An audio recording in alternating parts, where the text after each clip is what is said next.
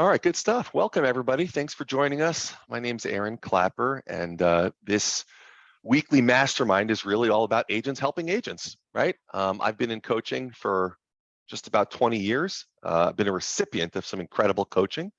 And so this is an opportunity to take a few things that I've learned and share them with the group.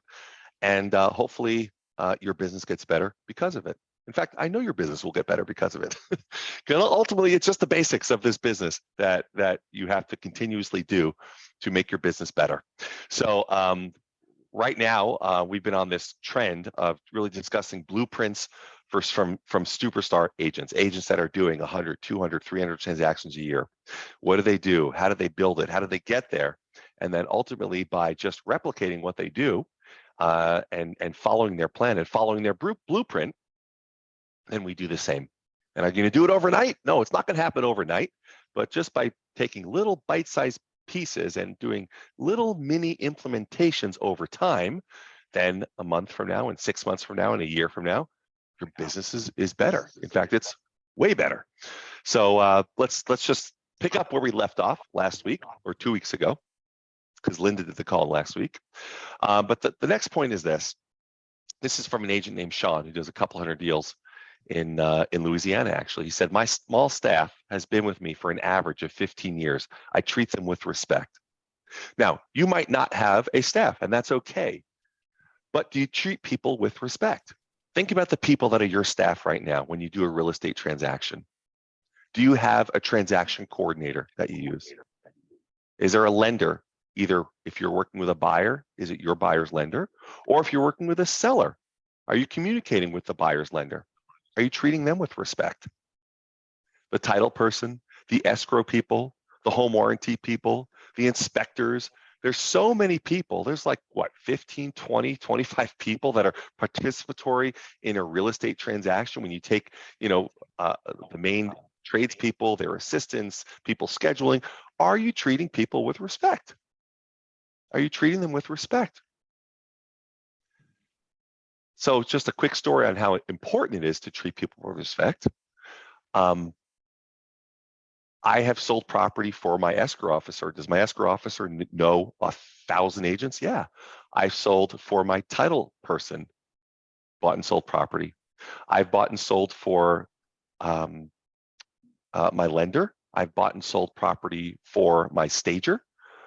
I've bought and sold property for my estate sale person.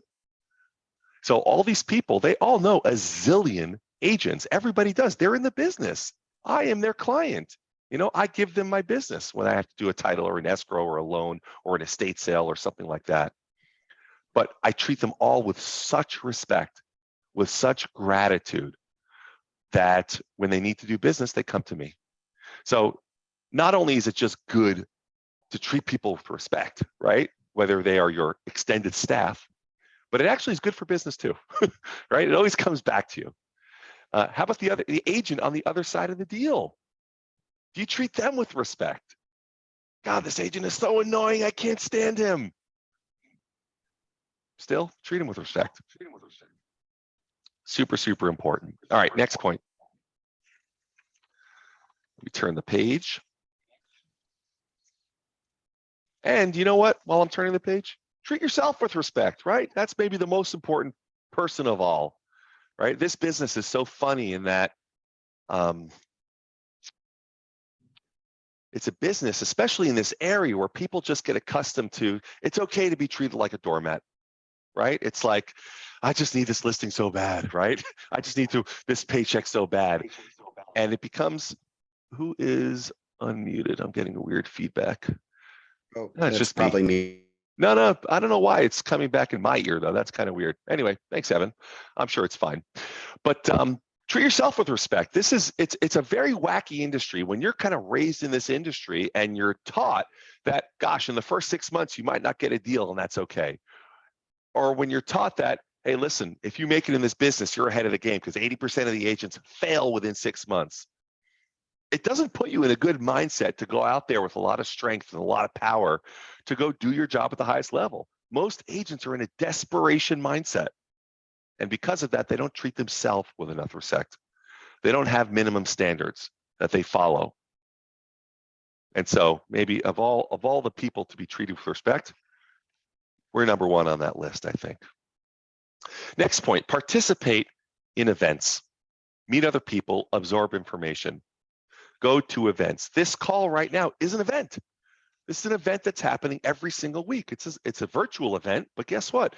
When you participate in activities that are outside of your comfort zone, that are outside your normal standard operating procedure, then you are open to the possibility of learning something new, something that you didn't have access to before, something maybe that you didn't know you didn't know. So participation is absolute key in growing any business. Participate, participate, participate. Next point, always focus on how I can be of service to others. This sounds like okay, makes sense, but this is how important this is. When you're serving your buyers and your sellers, what if you took on the attitude of having white glove concierge service? What if you took on the attitude of having Ritz-Carlton level service, Four Seasons level service, 5-star restaurant level service? Are there a lot of agents out there? The buyers and sellers have choices. What if you can show up and really give the highest level of service that they have ever really experienced? Would those be, let Matt in, would those be clients for life? When you actually communicate with buyers and sellers out there and you give them high level service, they respond accordingly. They say, my gosh, you're so good at what you do. Or I want to work with you. And people will do that. Next point. Remember that the stress of any given situation, there's stressful situations out there. What's most important is how I respond to the situation. How I respond or how you respond to the situation. Is there stress in this business? There can be, right? Absolutely, right? In every aspect, you could be knocking on doors, get the door slammed in your face, or somebody yells at you. Calling expired listings, don't ever call me again, you son of a... Dealing with a transaction and, there's a big issue with the property. That creates stress, especially when you really need that check. It's stressful, right? Now, how are you going to respond to that? How are you going to respond to that? Are you going to get stressed out and say, God, I don't know what to do. My world is ending. Or you can say, okay, listen, it happens. Let's deal with it. Let's address it. Stress really only occurs when you have a negative response to it. But otherwise, it's very standard for things to go a little sideways in a transaction, right? So are you going to allow yourself to get stressed? Or are you going to just say, all right, listen, there's an issue. Let's deal with it. Always watch your response. Next point is about gratitude. So this is from an agent named Susan, who works down in Bradley, Illinois, and she does about 150 transactions a year. She says, I'm continuously grateful for how much opportunity we have to create an amazing and abundant life that allows me to look at retiring with ease. Now, some of you on the call might not even think about retirement. You're like, listen, dude, I just got to make the next paycheck, right? I just got to find the next deal. I'm not looking at retirement yet, right? But does that mean that we shouldn't have gratitude? You guys ever, so this has happened to me a lot. Sometimes I'll leave an appointment, I'll take a listing for, let's say, $1 million property, means I'm going to get a $25,000 commission check. And I'll be driving back to the office and I pull up to a light and I turn to the right and there's someone waiting at a bus stop. Can't afford a car, not in a potentially fabulous financial situation.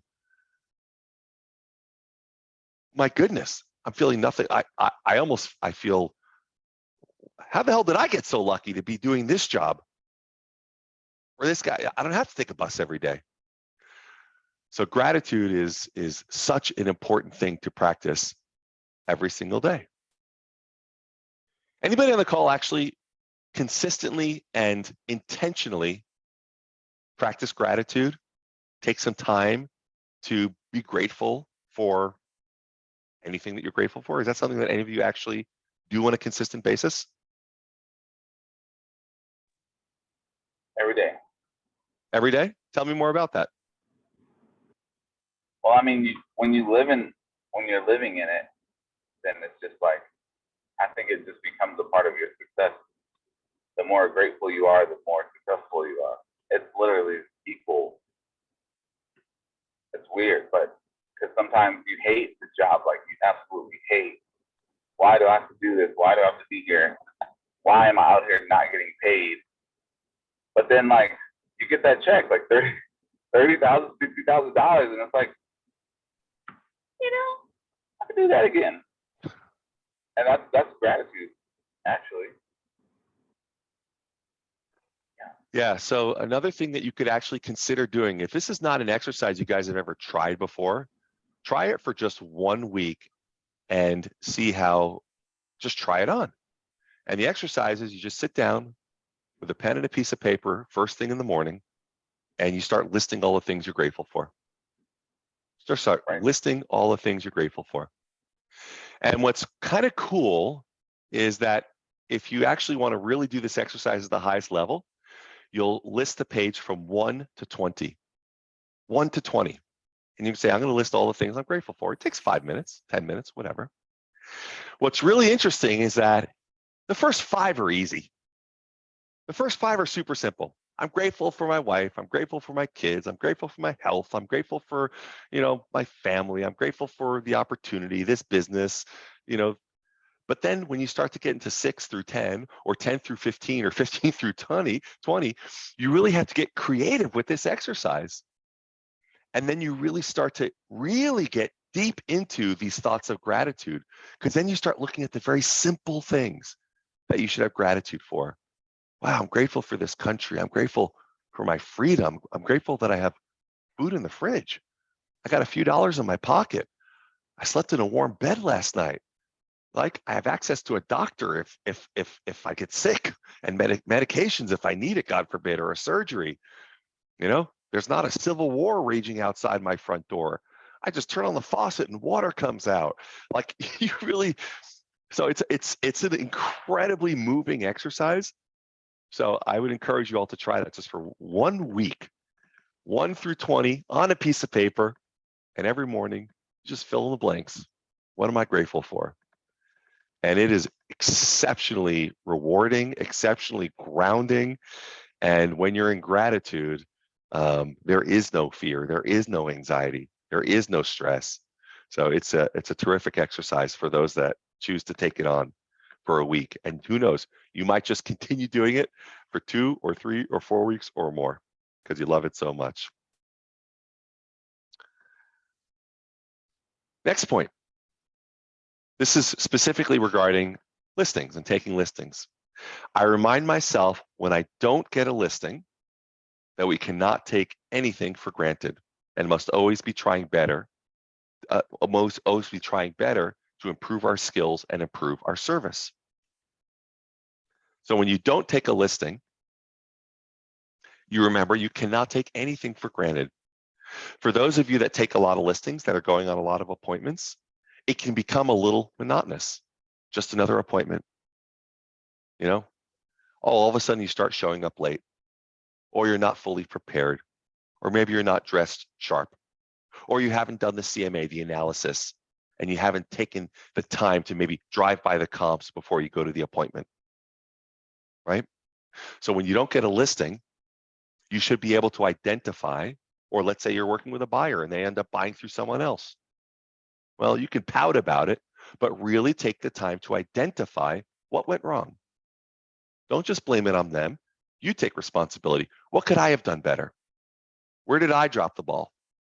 Where did my service lack? Think about the last negative thing that happened to you in the real estate business. Was it a listing you didn't take? Was it a buyer that you didn't sell a property to and they worked with someone else? Were there 2 offers on the property and you didn't get it? What could you have done differently? You take full responsibility. Listen, there's things in this world that we can control and we can't control. So let's think about the things that we absolutely can control and take an assessment of what we could have done better and do better. Why didn't they take that listing? You can even call them up. Hey, listen, I totally appreciate that you went and listed the property with Amir. Thank you for letting me know. He's a great agent. I really want to take a moment to better myself so this never happens again in the future. Can you share with me specifically why you didn't list the property with me? What could I have done differently? What expectations did I not meet for you? Help me understand this. I want to better myself and my business. And people will share with you. They really, really will.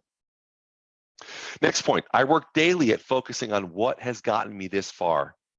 Daily prospecting, daily exercise, daily affirmations, and script practice. In other words, the basics. The basics. Now, let's go back to this last point. Think about kind of a negative thing that happened to you. Now let's think about positive things that happened to you. I work daily to focus on things that have gotten me this far. What has gotten you positive results? When you get positive results, if you've gotten positive results through prospecting and you take 1 or 2 listings, you know what most people do once that happens? They stop prospecting. They feel like, oh, I don't ever want to do that again. They start having a little bit of success and then they forget the stuff that got them to that place of success. So what are the things that are going to help to get you to success and keep you moving forward? Well, at this point, it's daily prospecting. Daily prospecting. Not weekly, not monthly, daily. Every single day, doing some sort of lead generation, prospecting for your business. What are some of the more effective modes of prospecting that you guys are using? Let me pick on you, Sean, because you just set a listing appointment. And where'd that listing appointment come from? Came from door knocking. From door knocking. Mm-hmm. From a lot of door knocking or a little door knocking? Just like a couple doors here and there, you know. No, it Right. came from a lot. Every from a day, lot. 3 hours. Every day, 3 hours. That's a commitment, isn't it?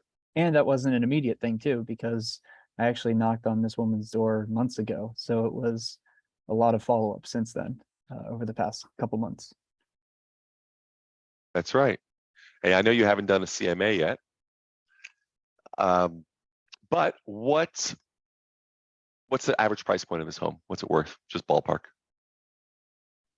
It's probably mid 700. Okay, so somewhere between $18,000 and $20,000 in commissions, right? It's a big deal. But you're committed to your door knocking. You're 100% committed to your daily prospecting, and you do it. What do you do it 2 days a week? Nah, every day. Every day. That's right. Every day. Every day. And in fact, the consistency of you prospecting every single day. Some days you miss a day by design. You might work all weekend and it's like, I need to take a day off and I'm taking it today. I don't think you've actually missed a day, maybe one, but have you ever missed a day that wasn't intentionally missed, where you just kind of flaked out? And if you did, how did you feel? It has happened. And maybe in the moment, I might feel a little bit of like relief of like, okay, not doing that. But then later on at night, I do feel a bit of, I don't feel as satisfied going to bed. I don't feel like I did a good job, like versus on the days where I do, 3+ hours of door knocking. I go to bed feeling like I did it. I got myself out there. I talked to a bunch of people, and whether or not there were any, leads or appointments that came out of it, I still felt like I got out and gave it my all. And the leads will come. The leads will come. The leads are a byproduct of those activities that you're doing every single day. The leads will come. Great job, man. Keep up the good work. Super, super cool. So what other daily activities? Daily exercise. That's what Susan mentions in this point. I work daily on focusing on what has gotten me this far. Daily exercise. So that's cool. Evan, did you just throw up that 100%? That's cool. How'd you do that? That was nice. I like that. I have to learn my Zoom skills. That's cool. So Sean, you're door knocking 3 hours a day, and yet you're going to the gym. You just started going to the gym. My goodness. What are you, an overachiever? Like you're not getting enough exercise, walking the streets and walking a freaking marathon every day, it seems? You're doing exercise too. Tell me more about that. Well, what made you want to do that? I've noticed that I feel, I mean, yeah, I'm walking every day, but it's not like I'm really, it's walking from door to door. It's not like I'm getting a crazy amount of exercise. I'm not like sprinting or anything in between. And I've just noticed in the past, like I just my mindset, I'm more positive, I'm more energetic if I'm going to the gym. And so yeah, it's all just a part of me building up better habits to uh, become the ideal version of myself. Yeah, awesome, dude. Well done. And you know what's interesting is that when you started door knocking, it was exhausting. The thought of going to the gym and door knocking in the same day is like, are you kidding me? No, like my body is breaking. Like I was out there 3 hours, And now he gets up first thing, hits the gym, goes to the doors. I mean, it's just like what used to be hard is now easy. What used to be hard is easy.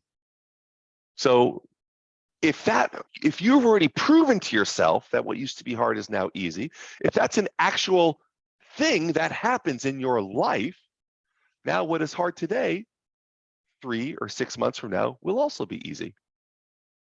Kind of cool. Any challenges you're currently facing, now you know because you've already proven to yourself that you'll overcome those challenges.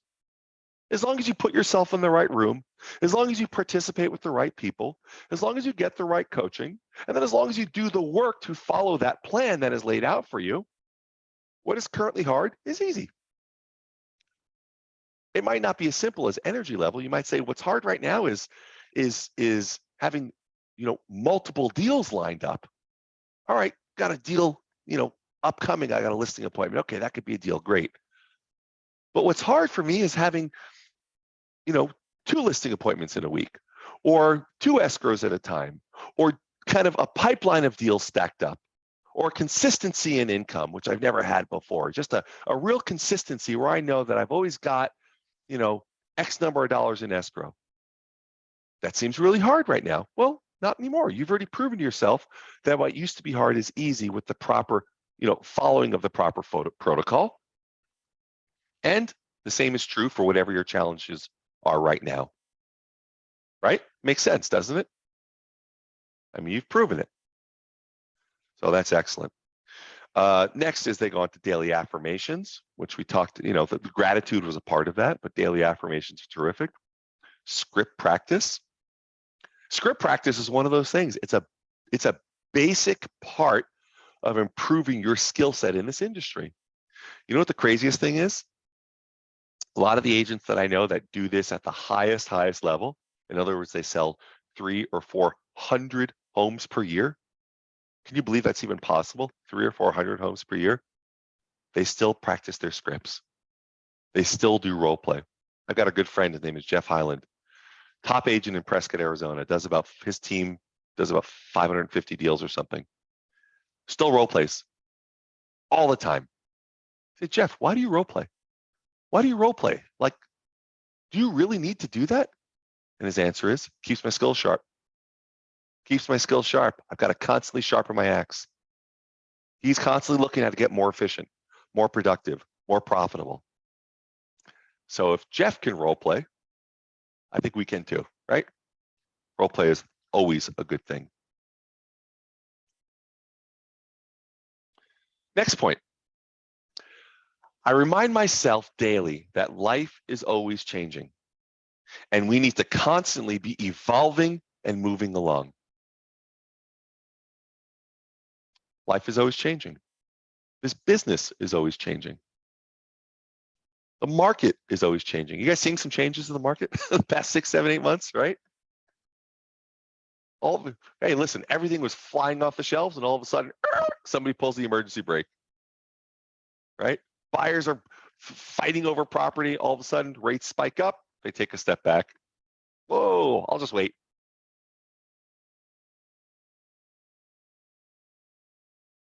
So how versatile are we in when we're faced with those adversities, those changes in the market? How versatile were you? Did it stop you?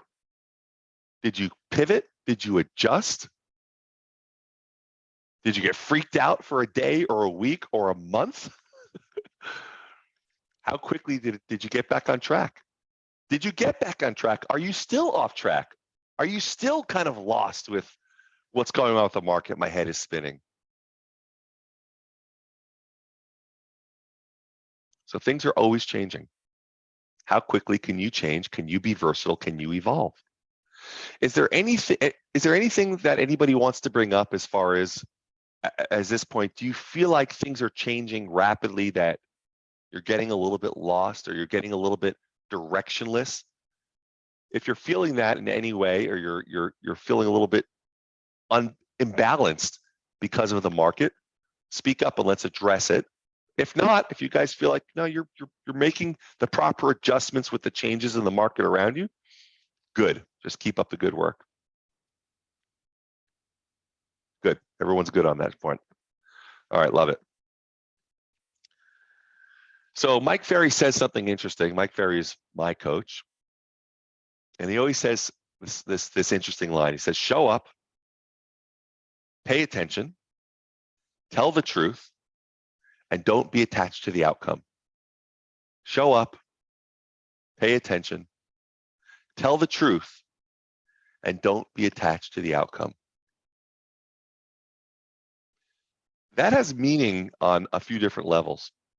Showing up means showing up physically, first of all. If you're going to prospect every day, you got to show up in your office, or if you're going to prospect from home, you got to show up. I'm going to start prospecting at 8 o'clock in the morning. You got to show up at 8. You got to show up. Showing up sometimes is like one of the biggest things we can do. Just show up, right? That's like number one. You've got to show up. You also have to show up mentally, emotionally, like really to be ready, not just physically, because you could show up on a listing appointment and not really show up, right? You're there, you're tired, you were up late the night before, you're not sure if they're really wanting to sell. You're not even sure what you're doing there. The house is, disgusting. Oh gosh, I don't want to, or the people are being rude. Like what? You just had a fight with your, spouse, whatever it is. You got to show up, not just physically, but mentally. Show up. The second part, pay attention. Pay attention. Once you've shown up, you better pay attention. It is showtime. Anytime you're in any kind of selling situation, whether it's doing prospecting, lead follow-up, being on appointment, negotiating a contract, role playing, when you show up, you better pay attention. It is showtime. Tell the truth is the third part. Tell the truth. Who do we tell the truth to? Everybody. Everybody. When you're with your seller, do you want to tell the truth regarding what the price of the property needs to be to get it sold? Absolutely. Tell the truth. Tell the truth. When you're working with a buyer and there's 10 offers on a property, tell the truth to them. Listen, guys, you have a 10% chance of getting this property. I suggest you step up big time. Put forth your highest and your best offer right up front. Otherwise, you are not going to get this property. Tell the truth. Always tell the truth to yourself. Listen, if I don't step it up, I'm going broke. These leads that I have, are they really leads? Let me tell the truth to myself. This guy says he wants to do something. Am I really asking him the questions? Am I really digging deep to determine if he is a real lead or not? Have I found out why he wants to sell his home, when he must do that by, what happens if the home doesn't sell, where he wants to move to? Is he working with other agents? Right? Tell the truth. When you're pre-qualifying a seller to go on a listing appointment, are you asking all the pre-qualifying questions? Have you already chosen an agent to work with? Are you interviewing other agents for the job? Oh, I don't want to ask that question. Have you thought about selling the property yourself as a for sale by owner? I like to know that. Oh, I don't want to ask them that. What if that gives them the idea of wanting to go for sale by owner? Dude, it's not going to give them that idea. They'll either do it or they won't. Be truthful, be honest. And the last point, don't be attached to the outcome. Don't be attached to the outcome. That's not always easy to do, right, guys? Don't be attached to the outcome. Right? You go on a listing appointment. What's your commission? 5%, 6%. Well, I want to do it at 3%. I won't do that. 6% is my commission. It is much more powerful if you are not attached to the outcome. If you're not attached to the outcome. My commission 6%. Oh, will you do it for 3? Can we do 4? I'm very attached to the outcome. Or what's your commission? 6%. Well, we only play 3. Oh, let me just pack up my shit and leave right now. See you guys. Whoa, hold on. Come back here. Yeah, what is it? We don't go. We still want to work with you. Oh, I thought you said you didn't want to pay my commission. No. We could pay that. Oh, good. Okay, good. Just want to be clear because I'm not attached to the outcome. It's powerful when you are not attached to the outcome. When you're negotiating, the strongest negotiating position for a buyer or a seller to be in is one in which they are not attached to the outcome. Right? Let's say Matt is a seller and a buyer says, listen, I want a 20,000 reduction in price or I'm going to walk. It's okay. Walk. I couldn't care less. I'm not attached to the outcome. You want to buy the property? Remove contingencies. You don't want to buy it? Walk. Best of luck. I'll sell it to somebody else. Well, hold on a second. I still want to buy the property, so not being attached to the outcome is a wonderful, wonderful negotiating position to be standing in. All right, let's just open the mics if needed. If anybody is going through any challenges, if they're having any, bottlenecks in their business, if they're having any things they're having challenges with or trouble with or a loss of power with, let's bring it up to the floor and go through it. Because if you're dealing with it, other people on the call are also dealing with it. So who's got some challenges that they're facing currently in their business that we can talk through? Go for it. So last week, I had a friend that called me and he wanted me to he wanted me to list his house, a duplex in LA. Yep. And then, it was kind of like a impromptu call. We were on the phone for about 15 minutes. I was asking him some questions. I wasn't following a script or anything, but because it was, I was just, it was my friend and I was like, he trusts me, so whatever. So, but I didn't get the listing. And it turns out he was like, I called him, I set up the listing appointment and I never heard back from him. But then a couple of days later, I noticed, the house went up for sale on the MLS or coming soon.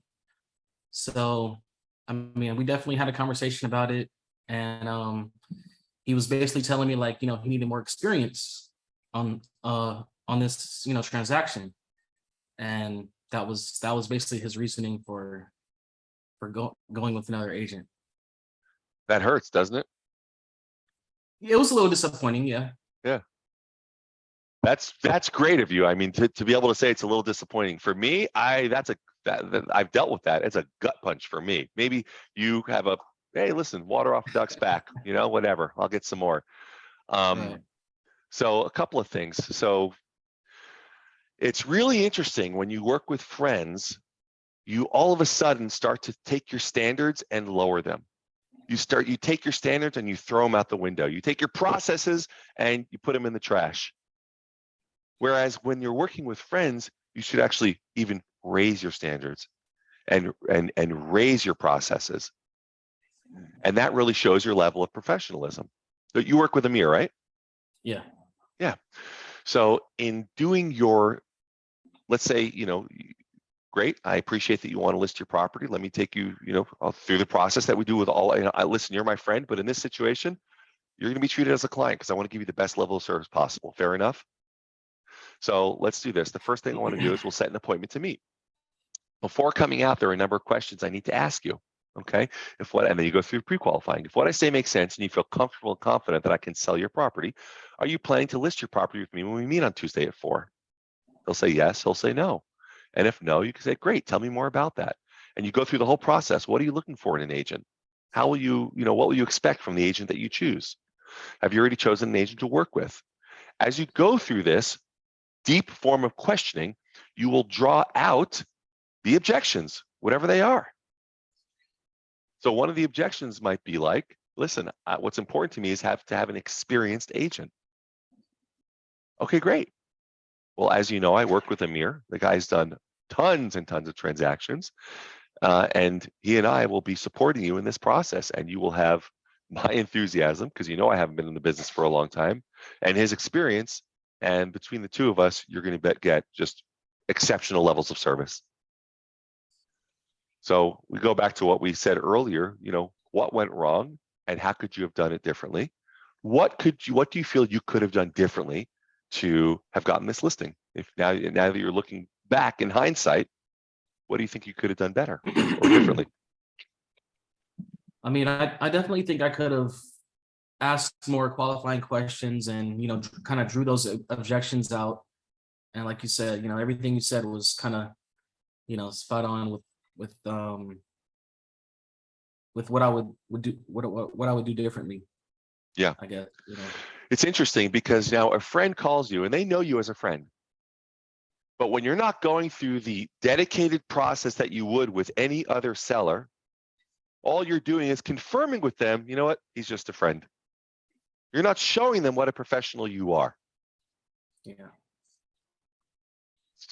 It's a great lesson to learn early because the other part of this is that you really need to understand is this stuff that happens, these gut punches that we get when stuff like this happens, when you drive home and your next door neighbor has somebody else's sign in their front yard, right? It's like, what?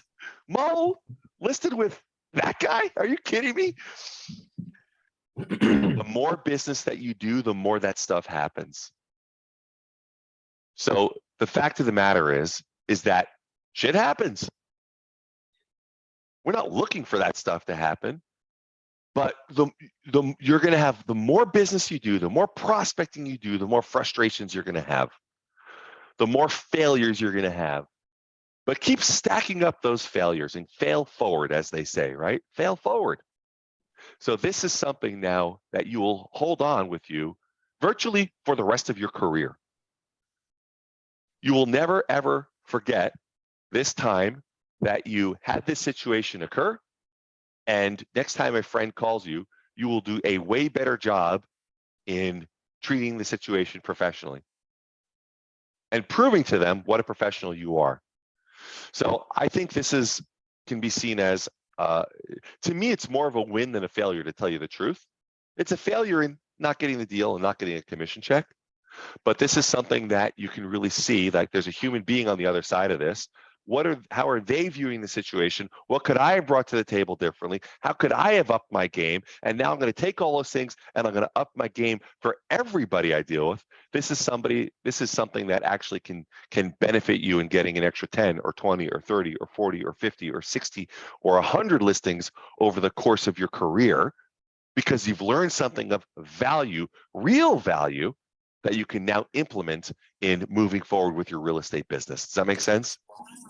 Definitely. So don't let the lesson be lost. That's the main thing. We don't want to lose the lesson here. In every challenge, in every failure, every time something goes wrong or something doesn't go your way, 100% there's a silver lining, right? There's a lesson to be learned and studied. And you keep learning from those failures, you'll come out just virtually 10 times stronger from that. That's a good point. I didn't think about, I just thought about the experience part, but I didn't think about what could I have done better. So property, Yeah. Go ahead and really ask yourself and make a list. where did I go wrong? If I could do it all over again, what would I have done differently? What could I have done better? Put yourself in that person's shoes. What was their experience like with me? Did they see me as a professional? Did they see me as a valuable resource in the real estate industry? Or did they see me as their buddy who happens to have a license, who doesn't have the skill set to really get my property sold? It's not a bad thing because they don't know you in that way. Okay, great. This is really valuable. Now, out of all the other people in my center of influence, my other friends, if he or she is not your only friend, there's another 50 or 100 or 150 or 200 people that know you that also know you're an agent. Well, now how do I have to represent myself to these people? I learned this lesson from this guy. You can even call this guy and say, you know something? I have to thank you. I learned something really valuable. I did a rotten job at displaying to you my level of professionalism in this business. But I learned from it, and I think you just made me an extra $300,000, to tell you the truth, by not giving me this listing. So I wanted to say, listen, I'm going to do my best to sell it. I'll find a buyer for you. But this was a tremendously valuable learning lesson for me. So otherwise what? Does it become weird between you guys for the next 5 years? Right? No. Right? You don't want that to happen. So it's another opportunity to take a challenge with this guy and mend it. And, we have people that did not work with us in the past, like a past client, they worked with someone else. We stayed in touch with them, and then we worked with them again. Just because we did a poor job on that middle transaction, poor follow-up, we didn't stay top of mind, they worked with someone else, we pulled them back in and we did another deal with them. So there's always a learning opportunity in so many different respects and avenues where you can just take this and now just like ramp up your business. Now you have real actionable tools, right? It's like, oh shit, like I can see I take ownership of this. I take responsibility of this. And now you can take that new presentation of who you are being to your people and you lay that out over your current database, and you're like, all of a sudden you've just propelled yourself 2, 3, 4, 5 levels ahead. Listen, taking the listing is great. The wins are great, but we don't learn from the wins. The real lessons are the losses. The real lessons, like you want to really become like, you start to have some success. Look, good is the enemy of great, right? You ever heard that? Good is the enemy of great. Things are going good. There's no need to be great. There's no desire to be great because things are good. Bills are paid. Everything's good. Mm. But when the shit hits the fan and all of a sudden you're out of business, you're out of money, you've got a family to support or whatever it is, you dig deep. You dig real deep and you figure out how to make this thing work. You dig down and you find the trenches of like motivation that you didn't even know existed before. And you find ways to output energy that you didn't even know you had before. So those losses, those challenges, tremendous learning. They're a tremendous learning occasion. They really, really are. So don't let this. You know, it would be a shame if this comes and goes, and you don't really take some tremendous learning points from it. You say, "Oh, what a jerk! Guy doesn't, he doesn't know what he's missing." I hope he doesn't sell the property. I hope the other agent screws it up. His loss. Don't do that. Don't even give him 50% responsibility, or not even 20%. You take 100% responsibility. How can I learn? How can I grow? How can I be better? What could I have improved upon? And that'll be, maybe it was a $10,000 or $15,000 commission check, or who knows what it was. I can assure you, you take the lessons from this, that 10, 15, 20 grand, a bargain. It is a bargain for the education that you could take from this and actually do something incredibly productive with. Absolute bargain. Some of my biggest losses led to my biggest gains because of the person I became on the other side of that stuff. So thank you. It's great stuff, man. All right, guys, everybody, thank you so much for your participation. We will be back here same time next week. We do this every Tuesday at 11 a.m. Pacific time, and sometimes we have some people from the East Coast. So that would be whatever time Eastern that is, 3 hours ahead. Have a great week. Keep crushing it, and we'll see you in a week, guys. Take good care. Bye-bye.